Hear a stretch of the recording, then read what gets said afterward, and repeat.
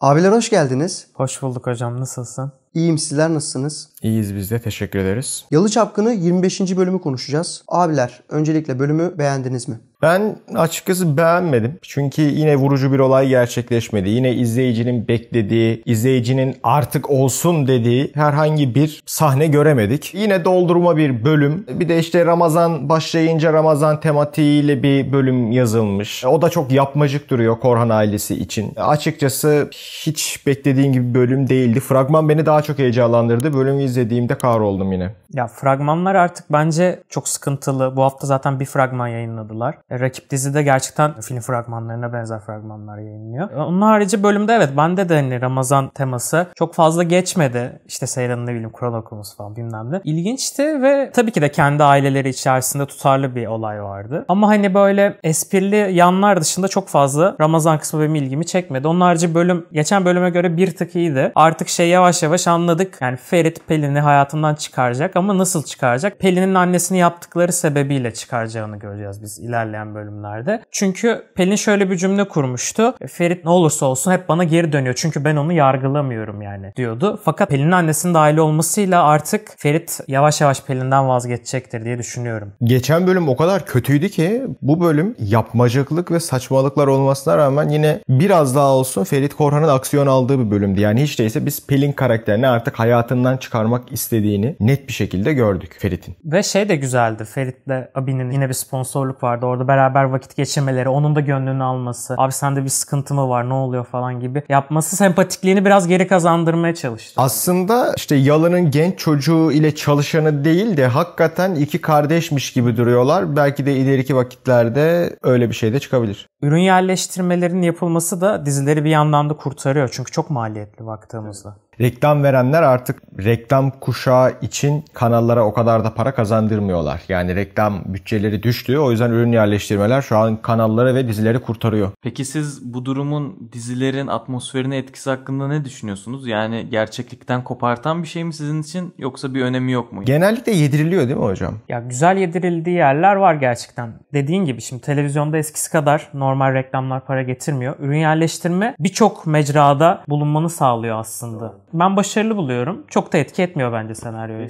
Bölüm aslında Seyfer tarafında şu konu üstünden kurulmuştu. Ferit Seyran'a yüzüğü taktırmaya çalışıyor. Biz bütün bölüm aslında bunu gördük. Bütün hikaye buna kuruluydu. Tabii ki yan karakterlerde Zerrin'in devreye girmesi, Pelin'in devreye girmesi derken bölüm aslında bir paket haline gelmiş oldu. Siz mesela bölümün bu hikayesinin ana hikayeye ne kadar etki ettiğini düşünüyorsunuz? Yani hiç etki etmedi bence. Tamamen geçen bölüm Seyran yüzüğü çıkardığı için bu bölüm Seyran'a yüzüğü taktırmak için yapılan bir bölümdü. Nereden baksak bir 7-8 bölümleri kaldı ama ona rağmen bu sezonki hikayeyi doldurmak için çalışılmıyor. Şöyle bir gerçek vardır. Siz eğer birinci sezonda bir hikaye açılımı başlattıysanız, yani birinci sezonun birinci bölümünden 25. bölüme kadar süre gelen bu süreç içerisinde açtığınız hikayeleri, başlattığınız hikayeleri sizin birinci sezonda tamamlamanız gerekiyor. Bunun sebebi şu: İzleyici ikinci sezonda yeni hikayeler görmek istiyor. Sizin ikinci sezonda izleyiciye yeni hikayeler, yeni çatışmalar ve yeni karakterler vaat etmeniz lazım ki birinci sezondaki o hikaye tamamlansın. Seyirci ikinci sezonda yeni bir dizi izliyormuş gibi diziye başlasın. Televizyonda kesinlikle böyle olmalı. Zaten karakterleri ısınıyor, karakterleri tanıyor. Artık onların başına yeni olaylar gelsin, yeni çatışmalara girsinler. Biz de onların mücadelelerine, maceralarına ortak olalım istiyorlar. Peki ikinci sezona bir şey bırakmak senaristlerin elini kolaylaştırmaz mı? Bence kolaylaştırmaz çünkü bu OGM'nin bütün dizilerindeki bir sorundur. Örneğin Masumlar Apartmanı'nda da ikinci sezona birçok hikaye bırakıldı. İkinci sezonda hatırlıyorum artık 3. 4. bölümde, yani başlangıcında, ilk aylarında dediler ki ya yeter hep aynı konular falan, ikinci sezona girdik. Neden aynı konular devam ediyor? Camdaki kız da öyle oldu mesela. 3. sezona girdiler. 2. sezondaki konular hala devam ediyor. Bu seyirciyi rahatsız eden bir olay çünkü seyirci geçmiş sezonda açılan hikayelerin tamamlanmasını istiyor. Sezon finali zaten bu yüzden var. Ama siz gidip de devam sezonlarında hala geçmiş sezonun hikayelerini seyirciye dayatırsanız seyirci kaçar. Yani bir sürü dizi geliyor zaten. Ekstra şunu eklemek istiyorum. Yeni hikayeleri mesela açıyorlar. Yalı Çapkını özelinde baktığımızda. Ve bazen unutuyorlar. İkinci sezonda sen bana tekrar bunu hatırlatmadan gösterirsen, bir, ben bu olayın etkisini zaten ilk sezondaki gibi algılayamam. İki, ilgimi çekmez. Üç, unutmuşumdur zaten ve ben izlemek istemem. O yüzden yeni şeyler izlemek istedim. Doğru. O yüzden eğer birinci sezonda açtığınız hikayeleri bu sezon tamamlamazsanız, ki elinizde sezon finali gibi çok güçlü bir koz var, ikinci sezona devam ettirirseniz bu hikayeleri, seyirci artık bir noktadan sonra sıkılacaktır. Sunan'ın üstüne özel bir bölümdü. Evet, Apsun özel bölüm gibi biraz. Hem Apsun hem de yeni bir karakter dahil oldu diziye. Saffet İhsanlı isimde. Gamer bir abimiz. Aynen. Gamer bir abimiz oldu. Suna'da şöyle bir durum var. Suna bu bölümde Seyran'la konuşurken Pelin'in annesinin çok haklı olduğunu Seyran'a anlattı. Suna sanki seyircilere bir zerrin akıbetini verdi. O da şu şekilde: 2 gün içindekileri kusar ve gider. Ömür billah burada kalacak hali yok ya dedi. Haklı. Sanki burada bir senarist zerrin hani merak etmeyin 3-5 bölüm sonra çıkacak gibi bir Suna ağzından bize bir şey mi söylüyor? Kesinlikle senaristler dizilerde çok fazla karakter olduğu için bir karakter üzerinden, bazen iki karakter üzerinden diziye veyahut teknik ekibe, yapım ekibine söyleyemediklerini o karakterler üzerinden bölümler süresince söyleyebilirler. Ben o yüzden Suna karakterinin ve Şefika karakterinin senaristin aslında diziye karşı ve yapım tarafına karşı biraz söyleyemediklerini söylemek istermişçesine yazdığını düşünüyorum. Tabii Şefika da şey demişti. Ağzımızın hiç tadı tuzu kalmadı demişti. Birçok şey söyledi Şefika. Hocam biz seninle birkaç bölüm önce şeye girmiştik, hatırlıyor musun? Yan hikayelere hiç girilmiyor, yan karakterlere hiç girilmiyor. Aslında 2 bölüm önce Fuat'ın hikayesine girdik. Bu bölümde biraz Suna'ya odaklandığımız bölüm oldu. Birazcık akıllanma var sanki. Ya evet, kesinlikle var. Çok önceden daha biz programa ilk başladığımızda diyorduk hatta bunları. Çok güzel potansiyel var burada. Niye kullanmıyoruz? Oradan da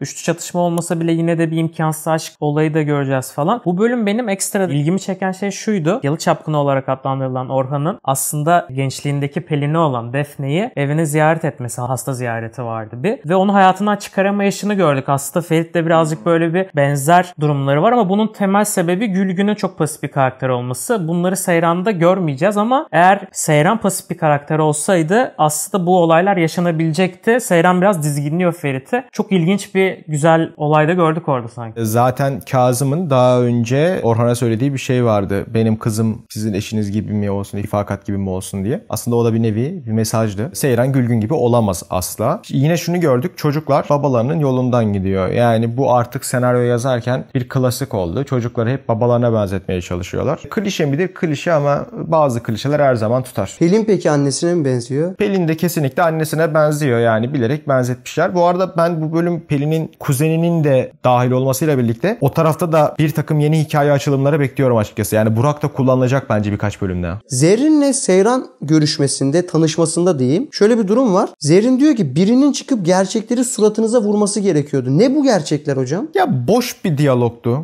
Ya zaten biliyor ki Seyran. Yani hakikaten yani bir de Pelin Zerrin'in ne anlattı da Zerrin sanıyor ki Ferit Pelin'e aşık ya, ölüyor yani. Bir de şöyle bir şey var. Mesela Seyran'ın motivasyonunda benim kafamda çok soru işareti yarattı. Annem öğrenmesin diyor ama annesi gerçekten çok pasifize bir karakter. Yani annesi öğrendikten sonra büyük bir kaos çıkmayacağını düşünüyorum. Evet. Asıl babası öğrenmemesi lazım. Ama bütün hikaye annem öğrenmesin, annem duyarsa ne olur gibi bir şeye döndü. Ya Esme öğrense ne olur arkadaşım ya? Esme ne diyebilir? Kızım yapmasalardı bari falan der yani. Ben bunu pek anlayamadım. Hani annemi duyarsa, annem duyarsa gibi. Sanki bunu biraz babam duyarsa gibi düşünse hikaye biraz açılacak ama burada bir sıkıntı var. Mesela işte Zerrin'in çağırması, annene söylerim seni diye şikayet etmesi falan. Neyden çekindi mesela Seyran, ben anlamadım. Esme'nin nesinden çekinmiş olabilir acaba? Ya ben de anlamadım. Sonuçta Esme Kahvaltı mı hazırlamaz artık? Zaten o evde değilsin. ya biraz şeyden çekindiğini düşünüyorum. Hani evlendin ama bu olaylara göz yumdun başta. Çünkü Ferit de zaten seninle bir şeyler yaşamıyordu. Karşılıklı bir anlaşma vardı.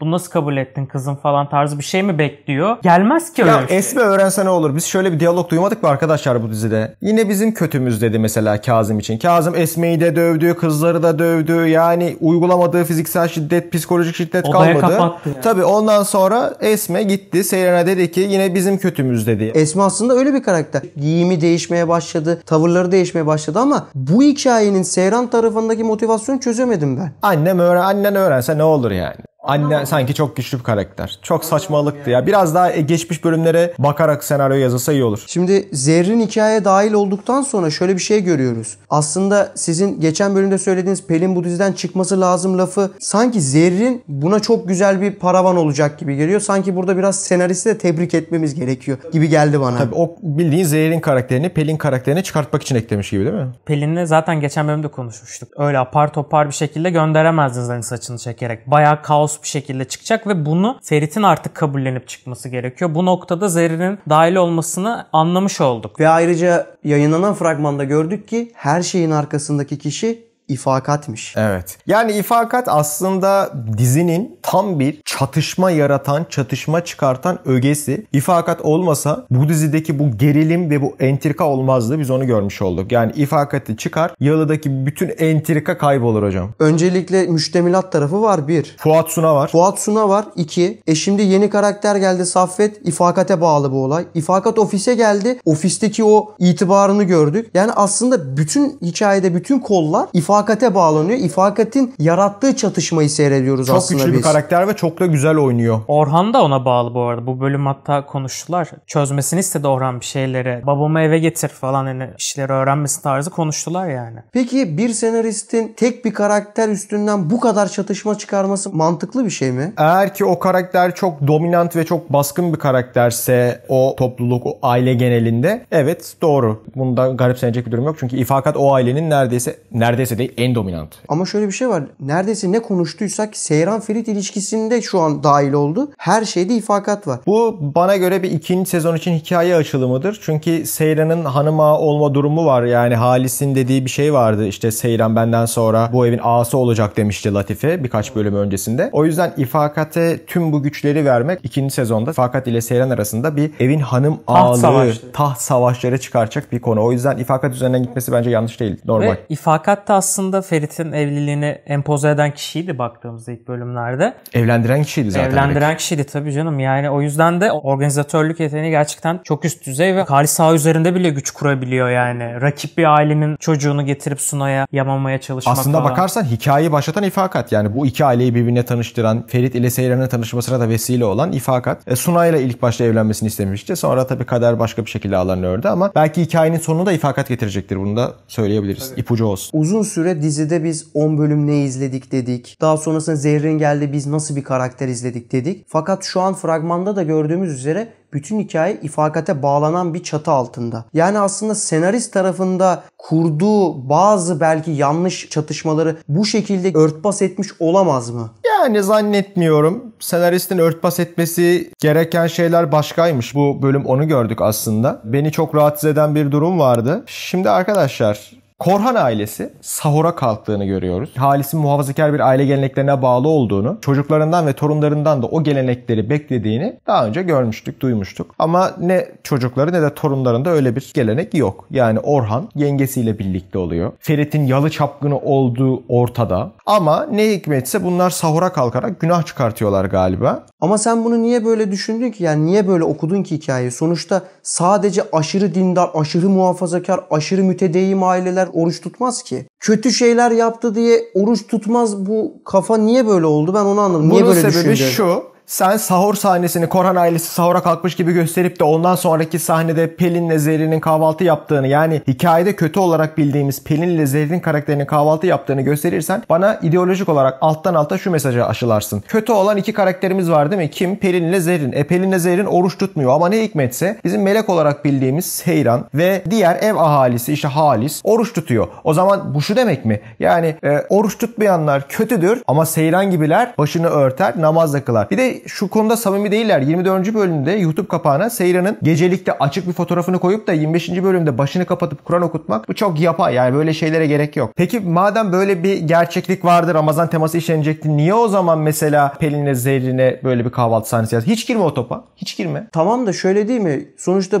son dönemde çok fazla seküler ve muhafazakar çatışması diziler izliyoruz. Değil mi? Kızılcık Şerbeti de buna örnek. Bundan öncesinde de bir sürü dizide bunu gördük. Ya bu bir yöntem olamaz mı sonuçta? Hayır. Kızılcık Şerbeti Şerbeti çok iyi bir örnektir. Bu konuyu harika bir şekilde işliyorlar. Kesinlikle ellerine, emeklerine sağlık. Çok takdir ettim. Biz Kızılcık Şerbeti'ne de başladık bu arada. Daha önce bir anket açmıştık. Haftaya yorumlamaya başlayacağız. Haftaya yorumlamaya başlayacağız. Bayağı bir evet çıktı bu arada. Yorumlamamızı isteyen bayağı bir arkadaşımız varmış. Kızılcık Şerbeti bunu çok iyi işledi. Ama Yalı Çapkını işlediği bu bölümde bence bana göre biraz eline yüzüne bulaştırdı. Bu benim okumam. Herkes farklı okuyabilir. Yılbaşı geliyor. Yılbaşı kutlanamaz mı? Daha sonrasında 14 Şubat geliyor. 14 Şubat kutlanamaz mı? Daha sonrasında Ramazan için oruç tutulamaz mı? Yani burada hep muhafazakarsak muhafazakar şeyleri yapalım. Sekülersek seküler şeyleri yapalım mı oluyor? Evet, samimi gelmiyor. Yani yılbaşında oturup da şaraplı sofrada yılbaşı kutluyorsun. Ramazan geliyor, sahura kalkıyorsun. Tamam da abi, Türkiye böyle bir yer değil mi sonuçta? İnsanlar alkolünü de içer. Günün sonunda orucunu da tutan insanlar vardır. Bu dini kullanmaya girer artık arkadaşlar. Sen ne düşünüyorsun abi bu konuda? Abi ben şöyle okudum. Tabii ki de bir alt metin var orada. Korhanlar ailesinin sahura kalkarken işte sabah gördüğümüzde Pelinlerin ailesinin kahvaltı etmesinde bir şey var. Kızılcık Şerbeti'ndeki o bahsettiğimiz temaların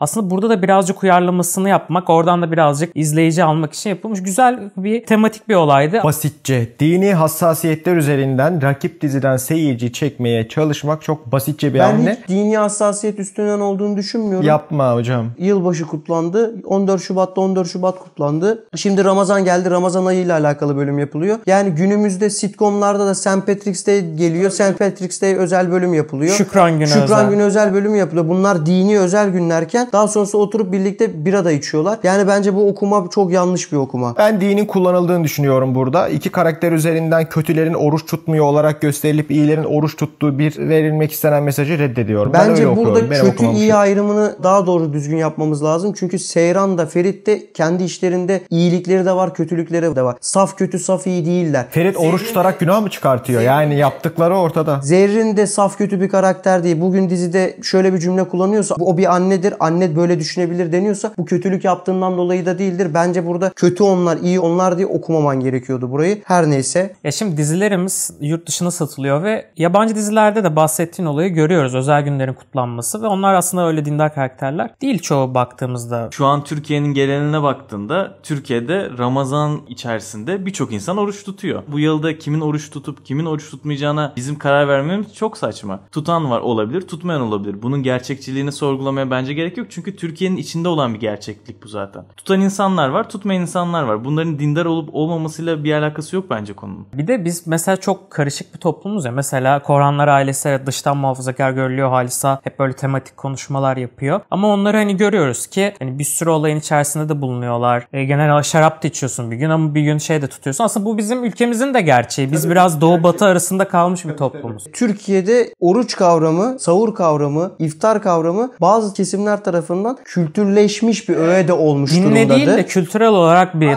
toplanma Tamam, var. benim buna sözüm yok. Günün sonunda muhafazakar muhabbetinden dolayı diziyi eleştirdiğini söylüyorsun. Fakat bu dizinin en başındaki bölümlerde namaz da kılınıyordu, cumalara da gidiliyordu, yılbaşı da kutlanıyordu. Ama sen diyorsun ki toplumdaki durumdan dolayı işte o amcasına sarktı, o bilmem ne yaptı. Bunlar tamamen günah çıkarmaya çalışıyor. Tabii ki eğer öyle değilse senarist şunu yapsın o zaman. Mesela Orhan'la Defne'nin sahnesi oldu değil mi? Defne Orhan'a deseydi ki bir şey içmek ister misin? İşte bir şey ikram edeyim falan. Orhan da yok niyetliyim deseydi. Defne Orhan'ı ve ailesini çok iyi bildiği için geçmiş bölümlerden daha önce böyle diyaloglar yaşandı. Diyebilirdi ki ha işte demek ki siz de günahlarınızın bedelini böyle mi çıkartıyorsunuz gibi diyalog eklenirdi. O zaman bana senaristin yapmak istediği şey samimi gelirdi. Şu an samimi gelmiyor. O zaman insanlar günah işleyerek Ramazan'da oruç tuttular diye günahlarını çıkartmaya giriyor. İkiyüzlülük gibi geliyor. Ben açıkçası bir de yani dizinin konusuna da çok abes buldum. Geçtiğimiz bölümlerde bölümlerin konusu Seyran ile Ferit ne zaman yatağa girecekti? Yani neredeyse biz 24. bölümde full bunu izledik. 25. bölüme geliyoruz. Seyran nasılsa başını kapatıp Kur'an okuyor. Sen eğer Seyran'ın o pozunu alıp 24. bölümün YouTube kapağına koyarsan 25. bölümde de başını kapatıp Kur'an okutursan kusura bakma burada yapmacıklık, burada dini kullanmak vardır bana göre. Samimi gelmiyor. Ben senin söylemlerinde şöyle büyük bir çelişme görüyorum abi. Sen o zaman diyorsun ki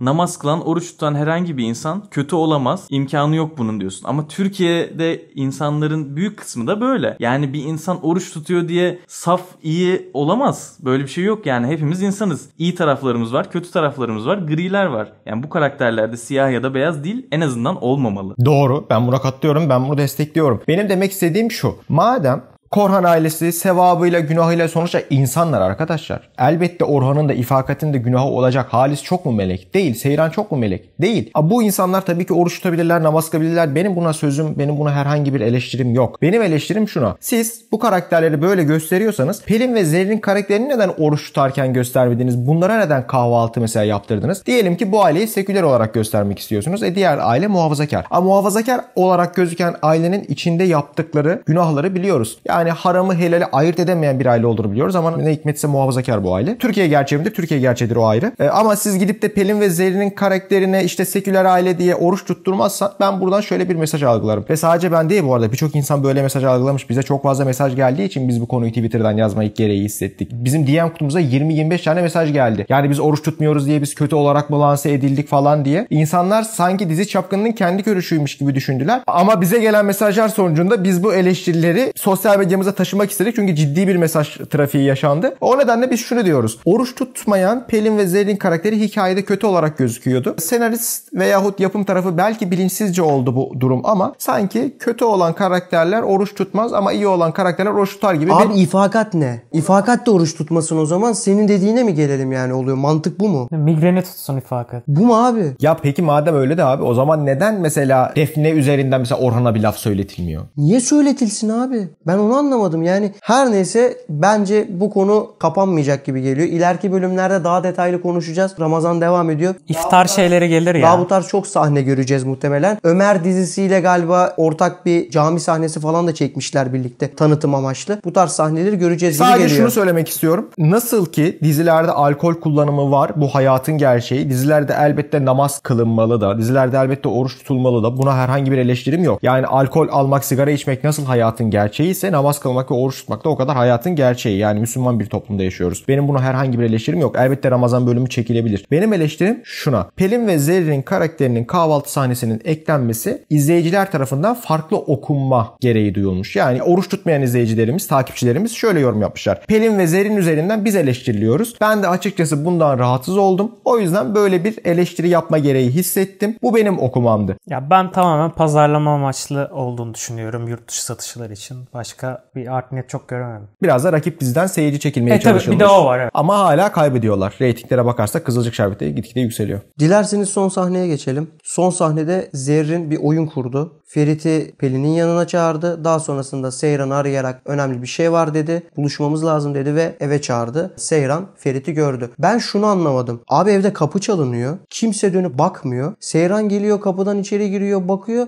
İkisi aynı anda dönüyor. Yani bu gerçekten reji anlamında bir hata olduğunu düşünüyorum. Çünkü bir yerde kapı çalırsa herkes kafayı çevirir. Tabii kim geldi diye bakarsın. Sonra Seyran onlara baktıktan sonra bakıyor. Çok ilginç. Yani Seyran onlara baktıktan sonra ne hissettiler de bakma ihtiyacı duydular. Ben anlamadım onu. Garip bir şey olmuş orada. Bir de abi Ferit de Pelo'yla gülmeli eğlenmeli ne diyalog kuruyor olabilir hala yani. Ne var artık? Sonra fragmanda bakıyoruz. Ferit bir anda çıldırıyor. Olmayacak işte siz kafanızda kurun falan. O sırada ne konuştular? Ben Seyran pek çekip anlayamadım. gitti herhalde olayı yanlış anlayıp. Öyle bir şey oldu. Bu dizinin fragmanlarında ciddi sıkıntı var. Fragmanlarda izlediğimiz konular bölümde tamamlanmıyor. Bence buna bir el atsınlar. Yani nasıl fragman yapılacağını Kızılcık Şerbeti rakip diziyi izleyerek bir bakabilirler. Çünkü gerçekten arkadaşım da bahsetti. Film gibi fragman yapıyor o dizi. Açıkçası yani fragmanı izliyoruz. Büyük beklentiler duyuyoruz. Bölümü izliyoruz. Bir şey değişmiyor yani. Diğer bölüme kalıyor. Yine beklentileri karşılamayan bir bölümde açıkçası. İnsanlar Pelin karakteri artık çıksın istiyorlar diziden. Dizi kan kaybediyor. İzleyici kaybediyor. Bu gidişle de ne olacak bilmiyorum. Uzun zamandır size bu soruyu sormuyorum. Bundan sonraki bölümler için bir umudunuz var mı? Umudunuz yeşerdi mi? Bence şöyle bir şey oldu. Sosyal medyadaki tepkileri de artık göz ardı edemiyorlar. Çünkü reytingler düştü ve bir kafalarını kaldırıp yukarı bakmak istediler neler oluyor, neler bitiyor diye. Ve Zerrin karakterini aslında en başından beri dediğimiz gibi Pelin diziden çıkartmak için bir hamle olarak kullanabilirler. Bence bunun toplantısı da dönmüştür hocam. Evet öyle bir bilgi var.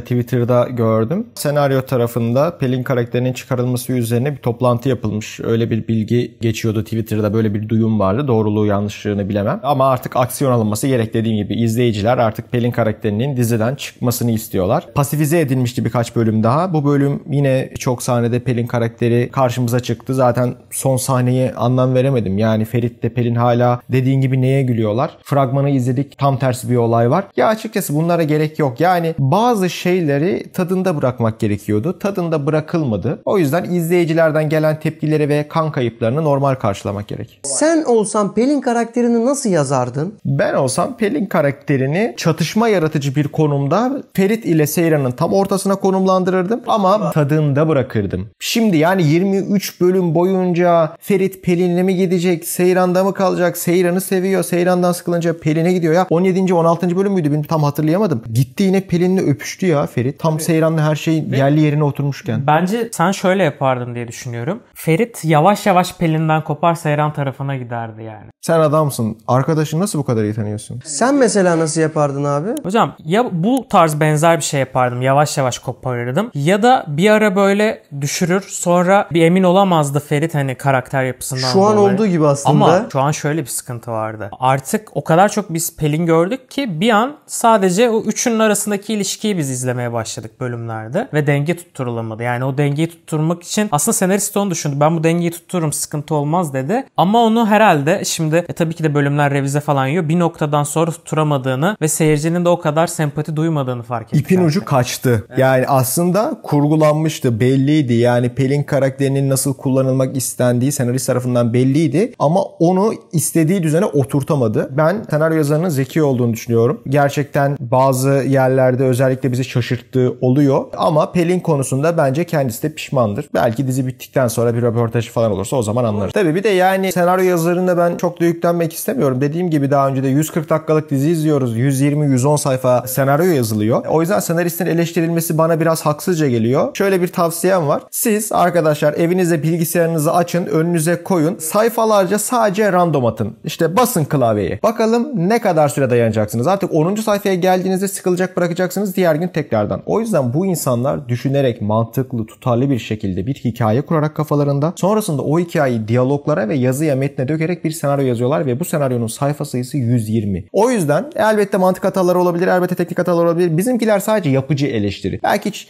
izlemiyordur, dikkat bile etmiyordur, bilemem. Senaristin bir şekilde bizim aklımıza takılan ve bizim eleştirdiğimiz konularda gerekli aksiyonları hiç değilse ileriki bölümlerde alıp hikayeyi doğru bir zeminde sezon finaline taşıyacağını düşünüyorum. Umut etmiyorum. Bence öyle yapacaktır. Çünkü dediğim gibi zeki bir kişi olduğunu tahmin edebiliyorum yani. Ya izleyicilerin yorumları gerçekten bizi de geliştiriyor. Biz dizi kötüye giderken birazcık aslında eğlendirmek için de biraz insanları. Hani teknik kısımları biraz bırakıp aslında biz de goy goya dönmüştük. Ama hani şunu fark ettik biz de. Aslında bu tarz yaptığımızda bölümleri seyircilerden değişik yorumlar da geldi. Biz eski tadı istiyoruz dediler ve evet biz de bölümleri tekrar incelediğimizde kendi çizgimizde gitmemiz gerektiğini anladık. Hocam bir de şöyle bir şey de var dediğin gibi ya 120 sayfayı açıp hashtag Seyfer yazsan hakikaten kaç saatini alır baktığında. Zor. Yani teknik ekip içinde zor, yazım ekibi içinde zor, yapım ekibi içinde zor. Onur Güvenatam aslında çok iyi bir yapımcı. Ama o adam da yani bu sezon o kadar çok dizisi var ki OGM'nin. Yetişemiyor abi. Yani Onur Güvenatam'ı da çok fazla eleştirmek istemiyorum. Bence iyi bir yapımcı. Ya şu an televizyonda açıp baktığınızda iyi reytingler alan dizilerin hepsinin yapımcısı 2-3 senedir Onur Güvenatam. Bu ekiplerin hepsinin yapımcının da yönetmenin de yazarın da eksikleri olur, hataları olur, kusurları olur. Ama sonuçta bunlar bir iş yapıyorlar ve alınan sonuç ortada. Yalı Çapkını bu sezonun en çok izlenen dizilerinden. Bu da bir gerçek. Yaklaşık 8-9 bölümdür inceleme yapıyoruz. Ben bu kadar dönek iki adam görmedim. Hocam yani şimdi şöyle. Nabza göre şerbet sadece dizide değil bizde de olacak. Kızılcık artık. şurubu, kızılcık şerbeti. Şimdi Türk izleyici sadık değildir dedik. Yorumcuları da bir zahmet sadık olmasın. Sezar'ın hakkı Sezar'a. Her bölüm aynı şeyi yapacak değiliz yani. Teşekkürler abi. Biz teşekkür ederiz. Biz teşekkür ederiz. Kendi çizgimizde devam edeceğiz incelemelerimize. Videolarımızı beğenip kanala abone olmayı ve bizi geliştirecek yorumlar atmayı da unutmayın. Çekinmeyin yorumlarınızdan. Bütün İslam aleminin de Ramazan'ını iyi geçmesini, huzurlu, mutlu, bereketli sofralarda sahurlar yapmasını, iftarlar açmasını gönülden temenni ediyorum. İyi Ramazanlar Türkiye.